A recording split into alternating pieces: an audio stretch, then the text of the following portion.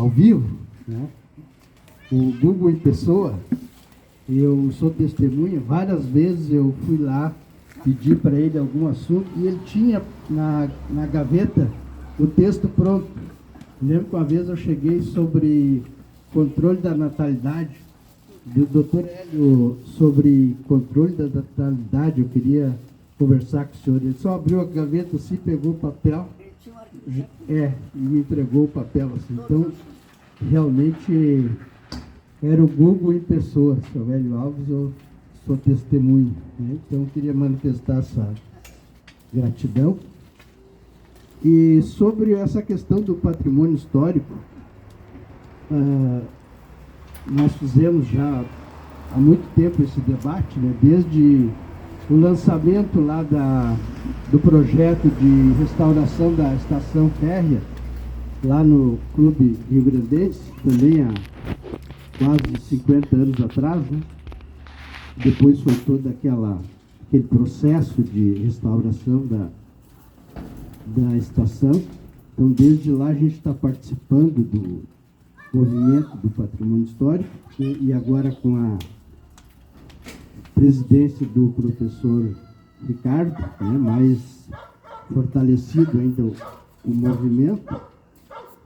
E, inclusive, agora temos depois o professor vai aprofundar, né, sobre esse assunto, sobre o projeto da educação, né, educação patrimonial, porque para criar essa consciência de preservação, nós temos que adquirir, né, esse conhecimento, porque muitas vezes as pessoas questionam, né, por que preservar esse prédio velho? Por que não desmanchar e construir um novo? Né? Porque ali tem toda uma história, tem a vida das pessoas, tem a história da cidade, né? Tem toda a nossa cultura guardada ali. Então, é um processo. Mas quando as pessoas não sabem, elas não conhecem, aí elas não valorizam, né, essa questão. É como uma frase que eu sempre gosto de citar, de Jesus Cristo, né? Pai, perdoa-lhes porque não sabem o que fazem. Né? Quer dizer, a ignorância que é o mal, né, da humanidade. Então, nós precisamos conscientizar as pessoas dessa importância do patrimônio histórico. Inclusive, nós desmanchamos aqui em Montenegro, né, até o sagrado, né, até a nossa igreja foi demolida. Né? Então, quer dizer, o momento que nós não respeitamos nem um prédio histórico sagrado, né, uma residência, né, muito, muito menos. Né? Então, enquanto nós não criar essa consciência de que essa preservação é a preservação da nossa história, né, da nossa vida, inclusive as igrejas são sempre de frente para o rio, né? Quando tem o rio, a igreja é de frente para o rio, para reverenciar a água, né, que é sagrado, inclusive o próprio batismo é feito com a água, né? E nós desmanchamos a nossa igreja, né? E agora temos uma igreja de costa para o rio, né? Então, nós precisamos trabalhar essa consciência, né? Se nós quiser preservar alguma coisa. Senão, infelizmente, a gente não vai conseguir preservar nada e vai destruir tudo. Né? Então, eu acho que esse projeto de educação patrimonial, né, ele vai contribuir muito para que a gente possa, no futuro, estar preservando ainda alguma coisa, né, que restar do nosso patrimônio histórico. Né? E patrimônio histórico também não é só o material, né? Tem também o imaterial, o natural, né? que é o rio, que é o morro, que é a natureza, né? Que nós ainda temos feito muita agressão também à natureza, né? Que as árvores, né? Nós temos que conscientizar também as pessoas que uma árvore também é importante, né? Mesmo ali, esses dias eu falava com o Ricardo Senger, que plantou aquelas árvores ali na Via 2, né? Eu cumprimentei ele, digo, porque ele é agrônomo, né? E parabéns, o senhor fez aquela arborização ali na Timbaúva, na Via 2. Ele mas infelizmente estão derrubando as árvores, né? Então a gente tem que, através da educação patrimonial, da educação ambiental, criar essa consciência na nossa cidade. Se a gente não criar a consciência, a gente não vai conseguir preservar. Mas eu vou passar a palavra para o presidente, né, do Movimento Patrimônio Histórico, professor Ricardo Agádio Temer, né, e ele vai, com mais propriedade, concluir o assunto. Muito bem.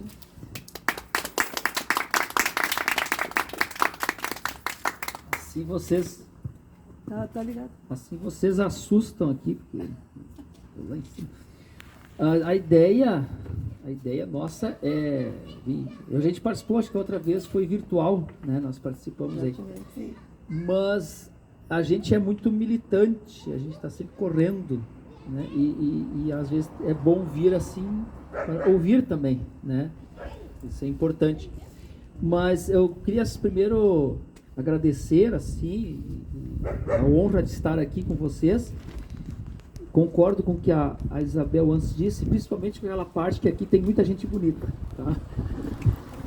Eu estou presidente do Movimento do Patrimônio Histórico, de fato, né?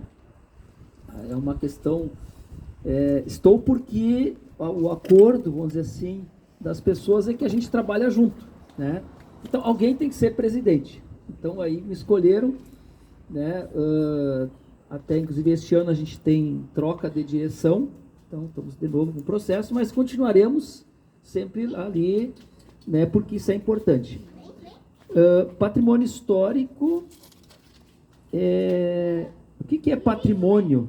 Né? Essa é uma reflexão interessante da gente fazer. O que é importante? Né? O que a gente tem de importante?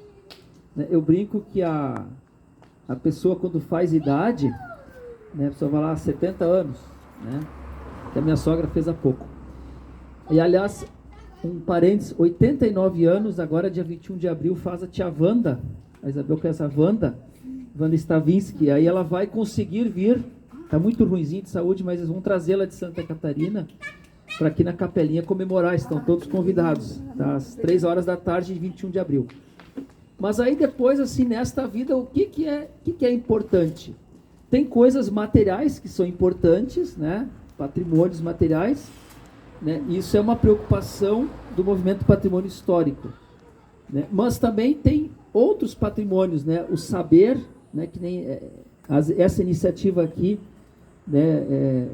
É muito, como é que usar a palavra assim, é pitoresca assim, mas é muito protagonismo isso, né? Ter uma iniciativa assim que não é construir uma calçada, fazer um monumento, de fato, é convivência, né? É manter a memória, isso. Então, isso é patrimônio também. Isso deveria ser tombado, inclusive, né? Registrado, né? Como um patrimônio histórico da cidade.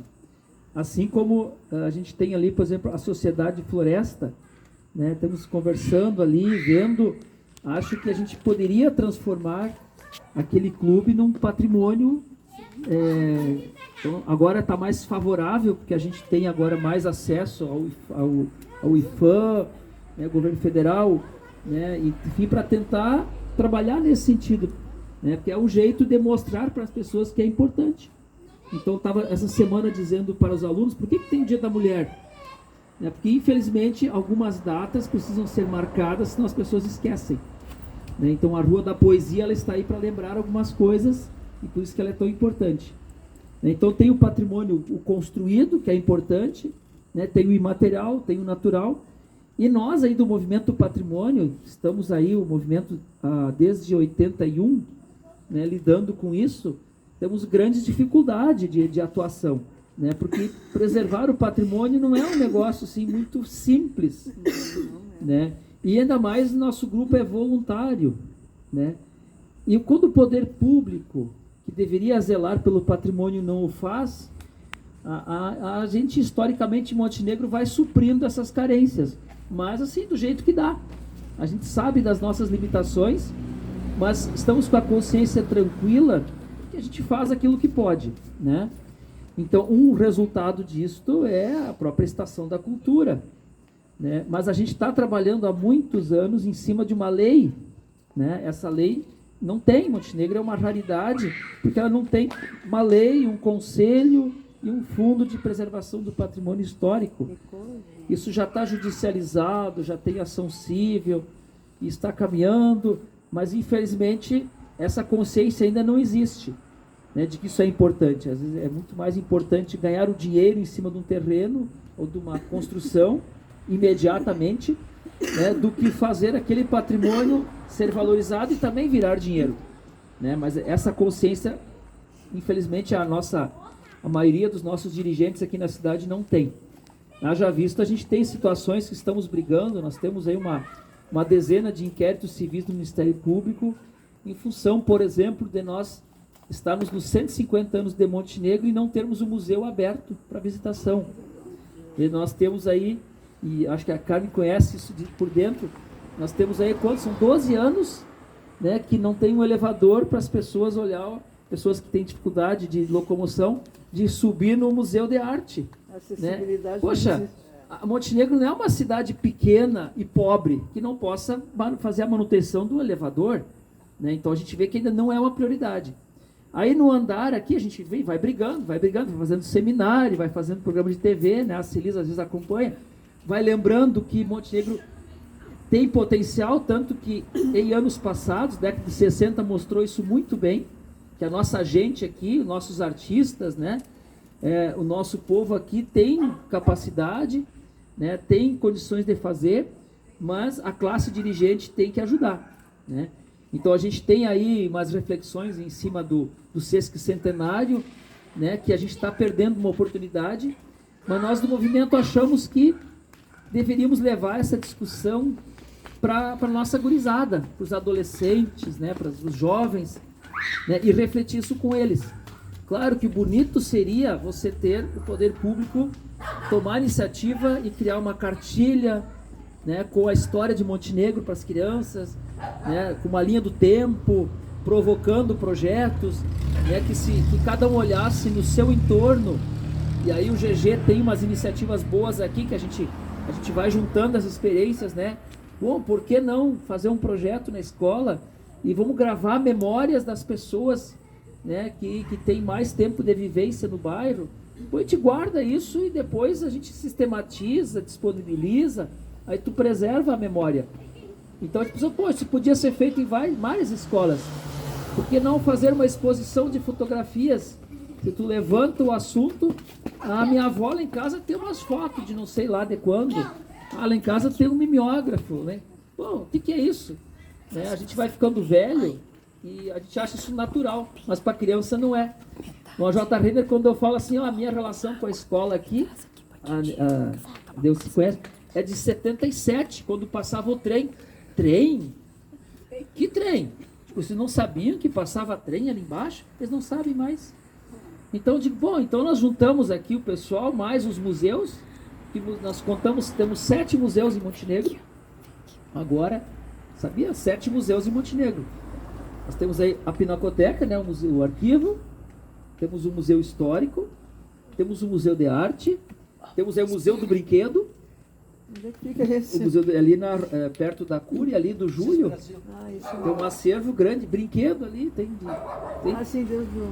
Aí tem, ali junto tem um museu, ele tem alguma coisa de museu de arte que ele está construindo, tem o museu literário e tem o museu digital, né, o do Kevin ali, o projeto, e tem o museu do imigrante alemão, que eu saiba, né?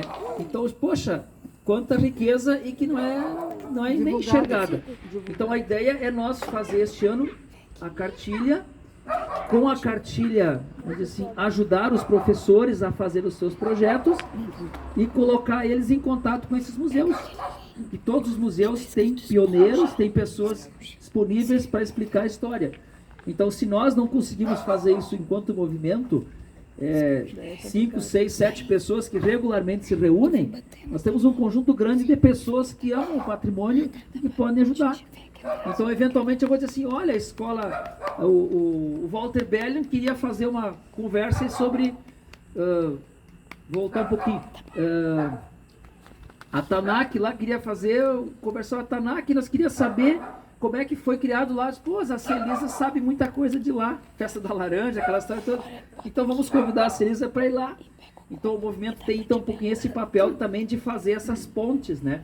Então isso, estamos elaborando a cartilha, conseguimos patrocínio com a Ecocitrus. Que bom. A ideia é fazer em torno de 4 a 5 mil exemplares, contando um pouquinho, colocando na vitrine os museus, colocando alguns aspectos da história dos 150 anos de Montenegro, explicando o que é patrimônio e motivando as crianças a elas fazer esse reconhecimento. Então, que elas olhem em volta da escola, no seu bairro, e vejam ali, perguntam o que é importante, né? E elas descubram isso, para que elas valorizem.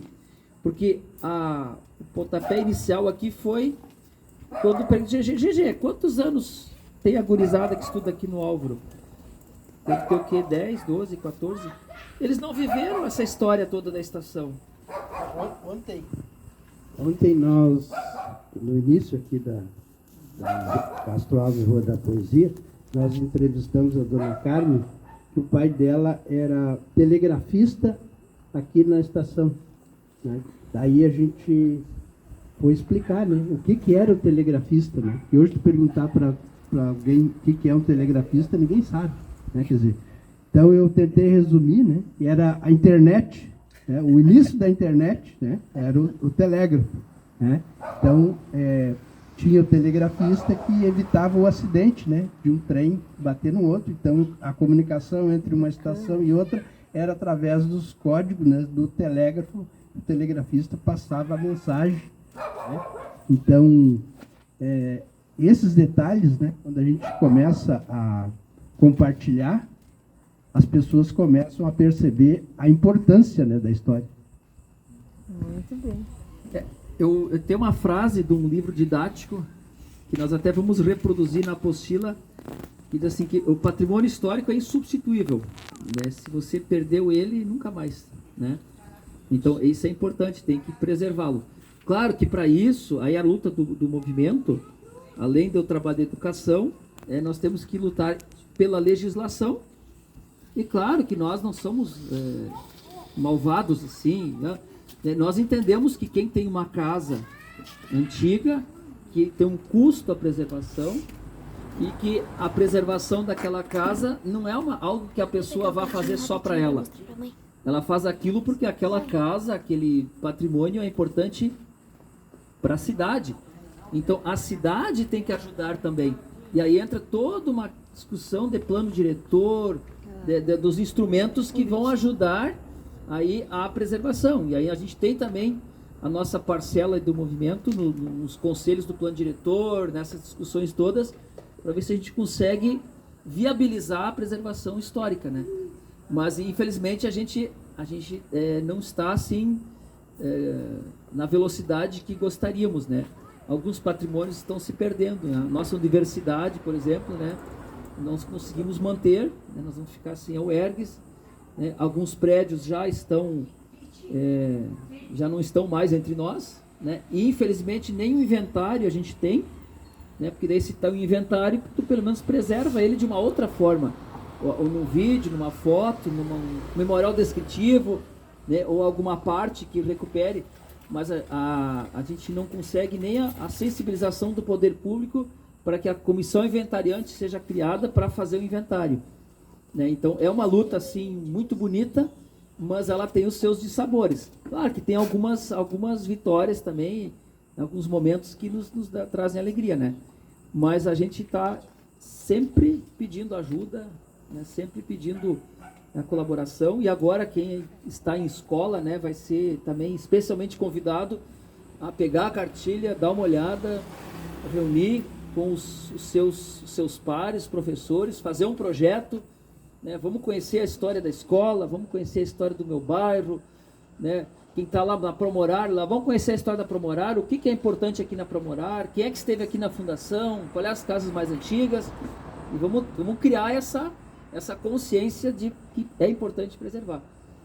Né? Então, a título assim, às vezes, de apresentação rápida do movimento do patrimônio, né? É isso que a gente está fazendo, né?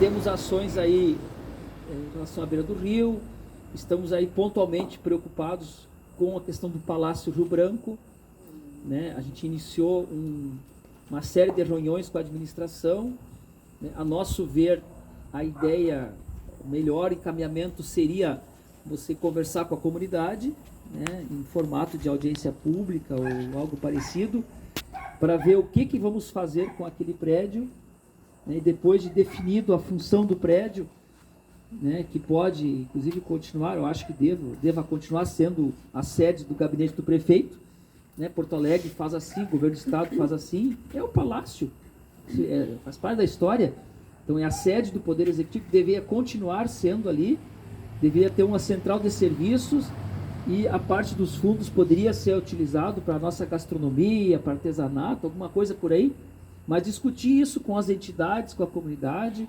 Aí sugerimos fazer um concurso de projetos público nível Brasil, e nós agregamos ali o Instituto dos Arquitetos do Brasil numa reunião, eles se dispuseram a auxiliar nisto, e depois sim, aí tu vai restaurando à medida que, por etapas, né? Mas aí fomos assim ignorados no último ano, não tivemos mais retorno, perguntamos sobre o andamento, esqueceram tudo, e no centenário foi dito assim que deveria, talvez seja um museu. E agora se diz que vai se começar a reforma pelo telhado. Então assim é uma coisa assim muito triste para nós, que a gente é ignorado, né? Ano passado tivemos, em relação à beira do rio, um outro episódio também que nos deixa muito tristes, né? Um vereador disse na tribuna que ia nos cobrar do movimento que nada pode ser feito na beira do rio porque o movimento não deixa. Né? Uma fala feita, que fala dele, né? Que o prefeito teria dito para ele. Aí nós pedimos formalmente a informação, se isso é verdade, em que momento nós trancamos, e não é verdade. E aí se ilude a população, se diz que tem um projeto que não pode fazer, quando nós sabemos que não tem um projeto. Tem um desenho, né? E tem um termo de referência, porque o município precisa contratar uma empresa para fazer o projeto e não está conseguindo. Então, é mais fácil culpar o movimento, né? E a população fica daí sem ter um acesso. Por isso que a educação patrimonial é importante para as pessoas se questionar sobre isso. Então, a beira do rio é uma outra questão. Nós achamos que a comunidade deve ser consultada, né? O que fazer da beira do rio, o que fazer do prédio da Aripê, antiga Aripê, o que fazer no espaço ali da Brigada, o que fazer ali naquela área verde que tem ali o banhadão, que pode ser um espaço de educação ambiental, né? O que fazer na calçada, vai continuar passando ônibus, que prejudica ali o cais. Então tem uma série de questões que dá para discutir com a comunidade, mas é preciso ter essa relação. Então nós do movimento, embora se tente dizer às vezes, né, nós não queremos trancar Montenegro, nós não queremos fazer oposição, por fazer oposição, não, a gente está aí disponível para ajudar. Inclusive, essa semana temos mais uma reunião de novo, vamos tratar da beira do rio, nós vamos de novo levar a nossa posição. Né? E estamos Ricardo, aí trabalhando. Complementando a questão do que a gente vê, o movimento não emperrar o município, mas a gente vê que a gente percebe que quanto é emperrado o Montenegro, e a gente, a restauração do museu, que é uma preciosidade, o prédio está se deteriorando, então assim, eu vejo que o Montenegro está trancado, sim, está emperrado em muitas coisas valiosas, né? E em outras, assim, como... Então, assim, eu vejo tão diferente dos outros municípios, que a gente vê a movimentação de turismo e em função realmente desses pontos turísticos, da estação, nesses museus ali, e a gente não vê nada disso. Os livros não deram continuidade. O Montenegro de ontem e hoje, o hoje, eu nem sei qual é o ano que é o hoje. Hoje é do século passado. É do século passado. Então, assim, não avança. Toda a movimentação de progresso, daqui a pouco se retrai, né? Então, a gente percebe muito isso na nossa cidade, infelizmente, né? Eu acho que a valorização o que é importante para Montenegro. Isso que os governantes teriam que pensar, né? Em relação a esses bens, né? Que a gente tem, os pontos turísticos. Eu não sei quanto tempo a gente tem aqui, eu estou abrindo meu coração, eu tô na roda de conversa. Tu me sinaliza, né? Estou interrompendo. Para fazer uma colocação sobre isso, seguidamente a gente vê pessoas que vão na Europa, né, em outros países, e tiram fotos, né, nos prédios históricos e postam, né, nas redes sociais, né? Por que eles vão lá, tiram foto daqueles prédios históricos, né, e postam nas redes sociais? Porque é bonito, porque é importante, né? Enquanto que aqui nós estamos, né, tombando literalmente, né, o patrimônio histórico. Aí tem outra situação assim, para dar publicidade aqui, por exemplo, o prédio do Bar Motorista. Ele é um prédio histórico ou não é? Acredito que sim. Mas quando houve a possibilidade de desmanchar ele, o movimento comunicou ao Ministério Público: olha, temos boatos, né, temos indicações de que este prédio vai ser demolido. E nós entendemos que pelo fato dele estar na lista, ser uma das, entre aspas, rodoviária de Montenegro, ele tem uma história e tem que avaliar isso. Pois aí o advogado lá do proprietário arguíram que não é um prédio histórico, que nunca foi rodoviária de Montenegro, não tem registro oficial disso, nada importante aconteceu ali, e que não deve ser preservada a memória dele, porque você não pode ter motorista e bebida alcoólica, não combina, então ele não seria educativo manter o prédio. Aí o Ministério Público disse: não, essa argumentação é falha, e encaminhou para que o município conversasse com o proprietário forma de preservação. Isso fazem já 3 anos, né? E a gente fica esperando, né, porque tu não tem a legislação, tu fica amarrado, né? Então estamos aí sonhando, enfim, que agora passou essa demanda para Sapiranga, que é patrimônio histórico, com o Ministério de Sapiranga, que talvez alguma coisa continue andando.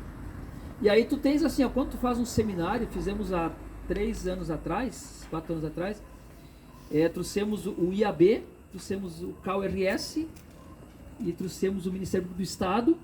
Me lembro muito bem assim, o GG, 3 dos que falaram lá na Câmara de Vereadores disseram assim: eu sou gringo lá, o meu orgulho estar aqui neste lugar é porque meus antepassados desembarcaram aqui neste cais e subiram a Buarque de Macedo, né? É aqui a Buarque começa, né? Diz o cara assim, olha lá, aqui. Pois meus tataravós aqui, vieram aqui, passaram. Mas assim, tá, e nós estamos ali. Agora estamos nos 200 anos da imigração. Nós podíamos fazer um projeto integrado com essa subida da Buarque aqui toda, a rota dos imigrantes, né? Resgatar coisas. Mas tem que pensar nisso, né? Então ficamos um pouco frustrados porque tu vê as chances, as oportunidades, os potenciais, e a gente não consegue usar. Garibaldi usou lá a Buarque de Macedo. Eles têm lá uma rua, Buarque de Macedo. Eles restauraram, eles criaram legislação específica, né? Eles fazem eventos lá na rua Buarque de Macedo. E a mesma mostra aqui. Que começou aqui. Que começa aqui, né? E assim vai. A gente tem esse potencial todo para explorar, né? Mas pouca gente sabe que ela começa lá no Beira do Rio, né? Eu acho que tem uma placa lá ainda que diz, né? Uma vez tinha uma placa lá. Eu li num livro que foi colocado uma placa na beira do rio que dava o ponto zero da Buarque de Macedo. E que até naquele momento da leitura dizia ele até os até São Paulo, até o norte do Paraná, uma coisa assim, mas ela vai mais além. Mas acho que agora não tem mais. Eu vou fazer um merchandising aqui. Eu fui a Barão lá, tem um amigo nosso lá que tem uma cervejaria lá. A cerveja dele fica na Buarque de Macedo 3114. Né? De São Pedro, 16 km zero, então, né? Daí começa. Então a 3 km, 3114 é o número. Buarque de Macedo, 3114. Né? E se nós olhar ali na rua Selma Valauer, que era o traçado antigo, tem uma das casas ali, logo depois do espaço onde passava o trem, tem a pedra está lá ainda, uma pedra gresa, e diz que é o marco quilômetro 1 da Buarque de Macedo, uma coisa assim, o quilômetro, né? Então, não sei se é 1 ou 2, mas tem o marco quilométrico da Buarque de Macedo. Né? Então, isso até nós apontamos já para que fosse inserido no patrimônio. Ali, o que sobrou da ponte da Mariazinha.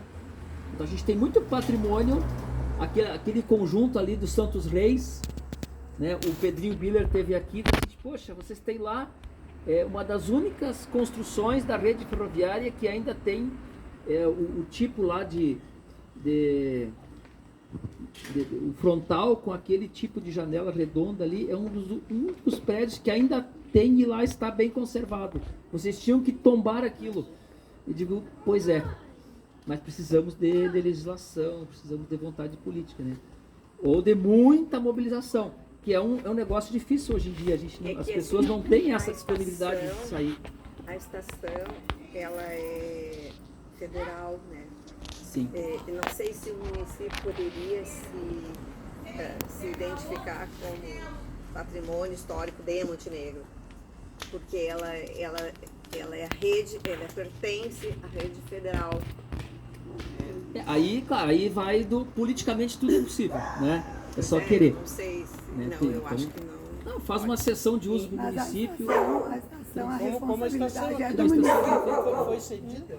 Ela é a responsabilidade do município. Mesmo sendo estação que Mas não pertencia é um patrimônio do município, é um patrimônio Mas, do Brasil. mas o tombamento ele pode, Tombamento é porque estadual, o tombamento aqui ele foi anterior à sessão de uso, né? O tombamento. Só que assim, ó, o livro tombo, ele tem o cais, a usina e o Palácio Rio Branco. Só, Por lei específica, né? por lei. O cais também é um caso, seria da DEPREC, né? Nem seria. Seria municipal. Tem uma área que não. O município, a princípio, não teria gerência ali, né? Mas tem que ter o espírito de querer fazer. Né? Esse é o nosso. Muitas casas no interior a gente vê também que tem as construções antigas, né? Que estão lá esperando alguém dizer assim, olha, cuida de mim, né? Coincidentemente, hoje eu tive lá no Tio Manduca. Tio Manduca tem ali onde se coloca os barcos ali no rio. Ele é anterior ao cais. Era onde se chegava e saía de Montenegro de barco. Né? Até eu levei esse dia meu neto lá para mostrar para ele que tem o vovô Isaías, que é o meu trisavô, né? Que seria o tataravô dele, né? Que ele tinha um barco e ele ia de manhã a Porto Alegre, levava mercadoria e passageiros, e à tarde ele retornava, que era a chegada da cidade, porque não existia estrada, não existia o cais, não existia estação, não existia nada. Então ali o Tio Manduca é um marco histórico anterior ao cais, ali do Porto das Laranjeiras. Mas a nossa Buarque, ela começa no Nacional. Teria que se analisar qual era o caminho, se era... Não estou falando da Buarque, estou falando do cais. Mas assim, né? onde transitavam os que chegavam, os primeiros, historicamente falando. Sim, no Tio Manduca, que ali, em vez de tu ir reto para o balneário, tu entra à esquerda. Ali que sei. era esse povo. Eu sei, mas eu vejo começando no meio. Sim. E o Eduardo, acho que o Eduardo Kauer trouxe uma informação curiosa, ele, analisando os livros de batismo aqui, que ele fez um trabalho interessante da comunidade evangélica, né? O pessoal eu não conheço muito bem essa região imigrante, né? O pessoal de regiões assim bem fora daqui, Rio Pardo, não sei o quê. O pessoal desembarcava aqui em Montenegro. Eu disse, mas por quê, né? Tem de barco até lá. Aí diz que o Rio Caí tem a característica de ele é sempre navegável em qualquer época do ano até Montenegro. Né? Os outros não, eles têm problema. Então na Europa, quando contratava o transporte, eles não podiam correr o risco de contratar para levar tipo lá até Lajeados, se tiver uma parte aí que daqui a pouco vai ter uma seca, não vai poder ir. Então o garantido era ir até Montenegro. Então, além de toda essa região, pessoas de outras regiões também chegaram aqui. É um detalhe curioso, eu não sabia disso. Mas aí, com licença, mas aí parte da questão dos municípios antigos, né? Aí, por exemplo, Rio Pardo é um dos municípios mais antigos do Rio Grande do Sul. E essa região aqui pertencia antigamente a Triunfo, que Triunfo pertenceu a Rio Pardo. Quer dizer, tudo era nem Maratá foi Montenegro, Mogi foi Montenegro, e assim vai pegando, né? As histórias, Salvador do Sul que foi Montenegro, Carlos Barbosa foi Montenegro, Bento, Garibaldi, Caxias foi do Caí, né? Então, quer dizer, tu vai puxando lá atrás, então por isso que de repente, desci aqui, mas é da região de... Né? E olha que é a cidade de Rio Pardo hoje, né? Eu não sei, Rio Pardo qual é o rio que passa lá? Não sei, cara. Só sei que Santa Cruz é da região de Rio Pardo, Santa Maria, aquela região toda, a fronteira era tudo da região de Rio Pardo. Eu sei que aqui é um centro mais central do que a gente imaginava. Central do país. Central do Brasil. É que, curiosamente, o Rio Caí, ele mantém o mesmo nível do Rio Guaíba e da Lagoa dos Patos. Isso. Ele pode parar de correr, mas ele não vai baixar além daquele nível mínimo que eles é controlado, vamos dizer assim, porque a foz do Caí se dá no Jacuí, né? Mas no final do Jacuí. Então o Jacuí acima já tem outros problemas, justamente num tempo de seca, tu não conseguir navegabilidade acima de um certo ponto. Então, para tu ingressares mais além de Porto Alegre, vamos dizer, no transporte fluvial, o mais longe que tu consegue chegar num tempo de seca é no porto de Montenegro. É porque ele que chamou a atenção, mas por que o cara lá, que tem um rio lá longe, veio aqui? É por causa desse detalhe aí. O dessa questão nivelamento geográfica. das águas se dá aqui. O nível mínimo, vamos dizer, de navegabilidade é até Montenegro. E a Rua Buarque é Salvador do Sul também, né? Salvador, ela vai, se não me engano, até... eu tava dizendo a propaganda da cervejaria lá. Lá em Barão. O endereço, anota aí, Buarque de Macedo, 3114. É no município de Barão. Vai-se embora, né? Que é adiante, né? Agora ali se chama BR-470. Sim, mas tem outras denominações, mas... O secretário de turismo, aquela vez, de Garibaldi, veio, porque eles têm a Buarque de Macedo lá. Que é a mesma aqui. Garibaldi ainda séria mesma. É a mesma rua Buarque de Macedo, né? É a estrada Buarque de Macedo. Ela atravessa Salvador do Sul, você vai a Barão, você vai a Carlos Barbosa. Muito bem. Estou à disposição, não sei como é que tá. Estamos aí. Qual é a grade? Eu não... O GG me disse assim, vai lá e eu te ajudo. Mas não, eu vou lá. Porque eu passei hoje eu estou na paróquia lá com uma demanda lá, é a 4ª ou 5ª comunidade, que hoje foi o dia das comunidades, então eu digo, não, eu vou lá, mas vamos bater um papo. Não, só mais uma questão em relação ao museu ali. Nunca me interessou aí, eu e o Patrícia fomos ali, mas me apavorei. Foi na época da pandemia, eu botei máscara, mas o cheiro assim, parecia que eu estava entrando numa tumba ali, num troço assim, lá, antigo, né? O cheiro, eu até perguntei pra funcionária ali, Como é que ela aguentava? Ela aguentava aquele cheiro, me acostumei, né? Eu não aguentei, eu entrei em troço assim. Aí eu, parecia tinha até um gás ali, alguma coisa assim. Então, assim, que não tem cuidado com os objetos, assim, como se aquele troço ficasse ali e ficasse o tempo que... A impressão. Aí eu achei assim, eu fiquei sensível em relação a funcionária, porque estava num lugar insalubre, né? Totalmente insalubre. Eu relatei isso numa audiência para o Ministério Público, o promotor é Michel, um sobrenome alemão também, lá de Sapiranga. Mas professor, como assim o museu fechado? Não, é mais uma das demandas que a gente tem. Né? Ele está fechado porque tem problema de infiltração no telhado, chove para dentro e tal. Tá, mas e o que o poder público alega? Não, a informação que a gente tem é que não tem previsão orçamentária para fazer. Então são 150 mil e não tem. Mas como assim? Não, estou lhe dizendo que é isso que disseram. Não, mas então nós vamos ter que ir lá para Montenegro ver o que houve. Aí tu vê o superávit dos 24 milhões, poxa, mas aqui estamos aguardando. É praticamente então, não é uma prioridade. É uma casa.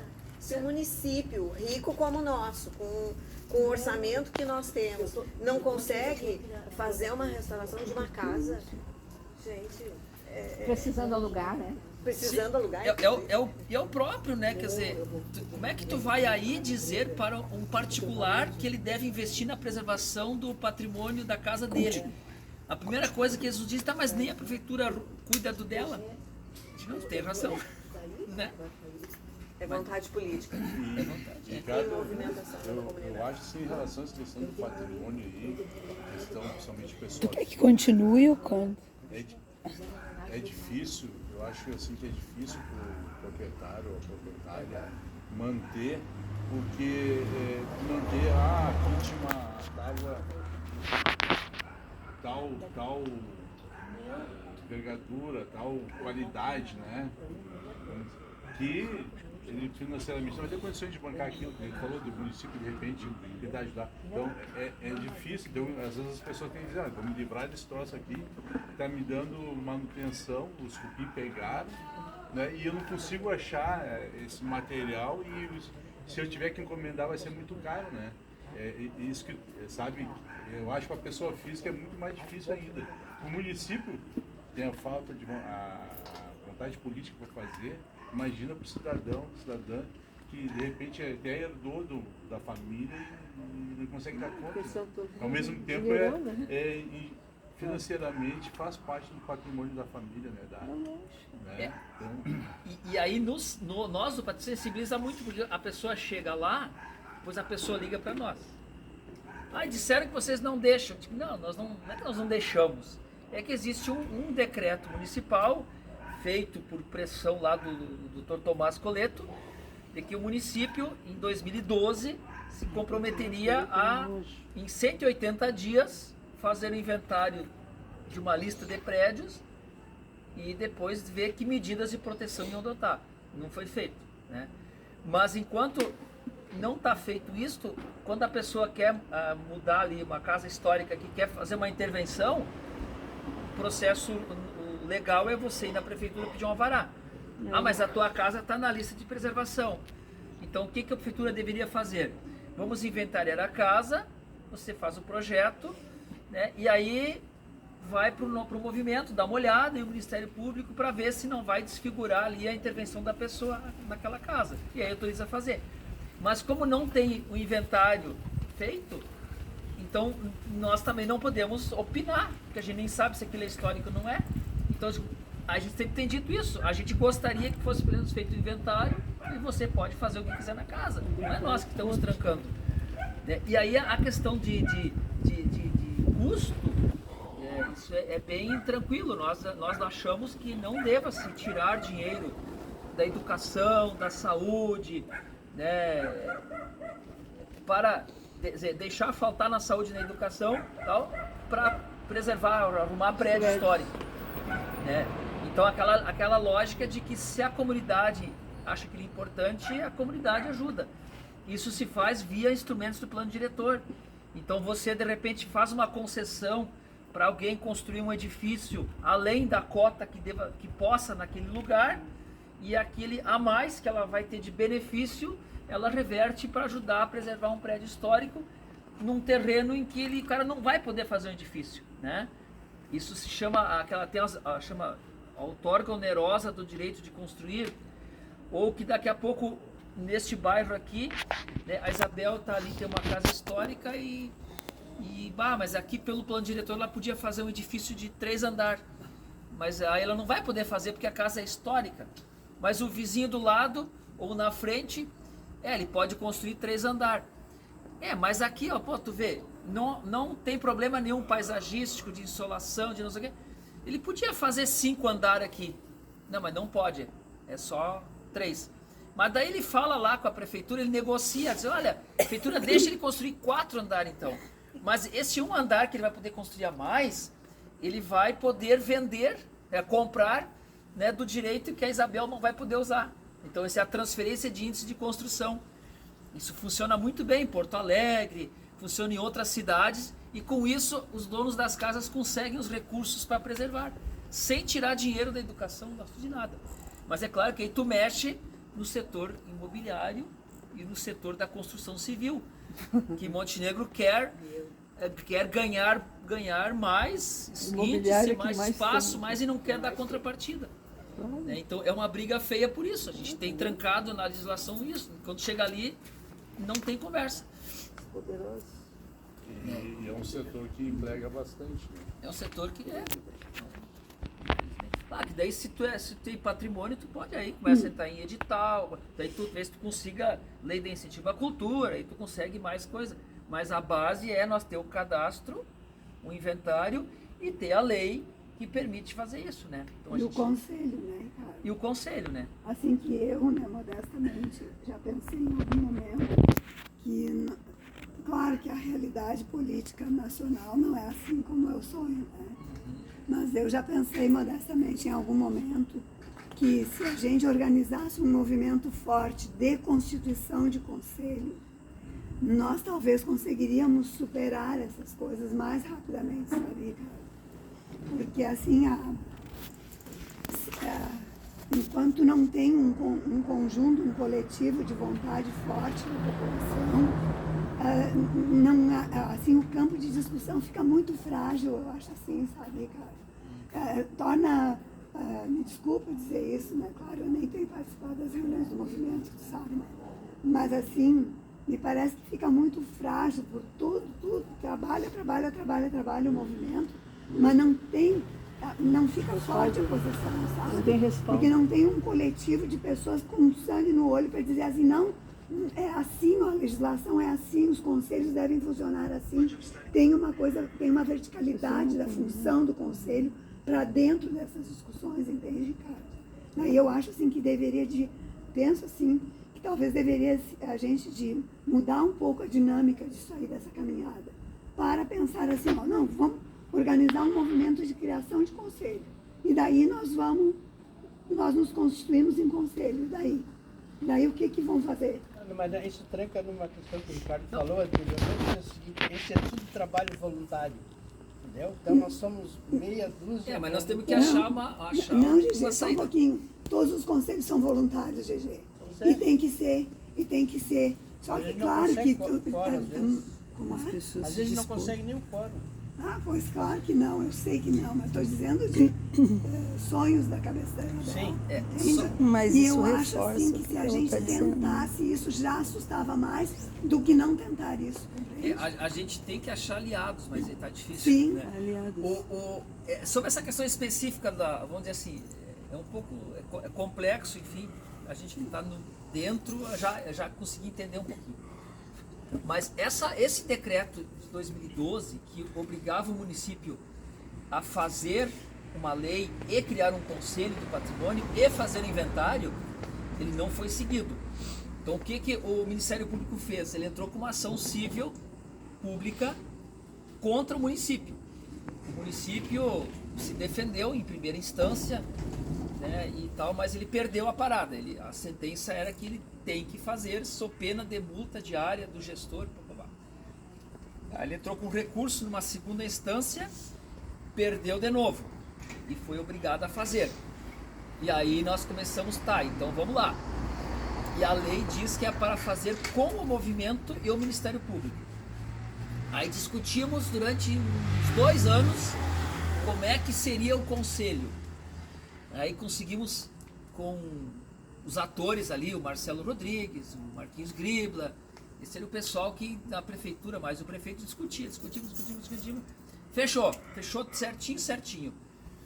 E aí a lei foi para a Câmara de Vereadores, no dia 28, se não me engano, de fevereiro.